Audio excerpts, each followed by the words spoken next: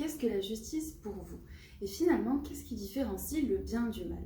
Ces questions sont au cœur de la pièce que nous avons choisi de vous présenter, Alice et moi, et qui n'est autre que Les Justes d'Albert Camus.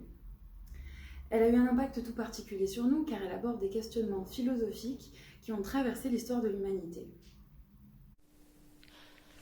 Avant de travailler sur ce texte, nous connaissions surtout l'auteur pour ses romans L'étranger et La peste que nous avions respectivement lus et ou étudiés.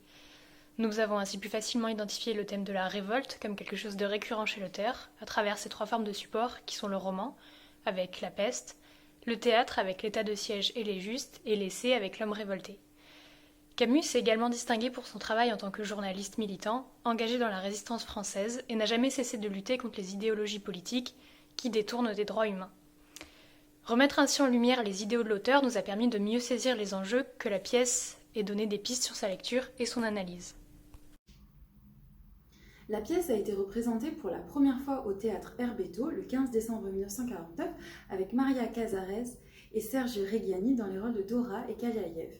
Camus ne participe alors que très peu à la mise en scène, qui est laissée aux soins de Paul Oekli. L'accueil est mitigé car les critiques regrettent qu'on ait donné trop de place à l'histoire d'amour au détriment de l'intrigue. Par la suite, elle est adaptée par diverses compagnies théâtrales. Et en 2019, le rappeur Abdel Malik propose une adaptation contemporaine avec un tout nouveau langage scénique et poétique. Que raconte cette pièce? Au début du XXe siècle, à Moscou, un groupe de révolutionnaires socialistes projette de commettre un attentat afin d'assassiner le grand-duc qui gouverne la ville en despote. La pièce tourne majoritairement autour de deux personnages, Kaliaïev, un jeune terroriste désigné pour être le lanceur de la bombe, et Dora, une révolutionnaire qui a fabriqué elle-même la bombe devant servir à cet attentat. Dans la pièce, Dora et Kaliaïev sont amants.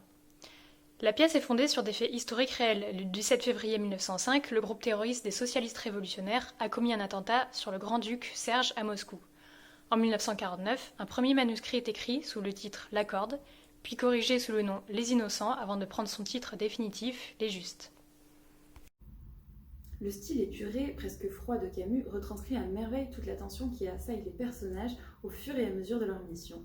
Ils parlent peu, mais toujours pour dire beaucoup. C'est un théâtre qui se vit plus qu'il ne se lit, c'est pourquoi on retrouve beaucoup de didascalies. Pour comprendre comment les personnages en arrivent à de telles extrémités, Camus nous partage leurs doutes et leurs dilemmes avec beaucoup de finesse, sans jamais porter de jugement ni excuser leurs actions. C'est aussi beau que tragique.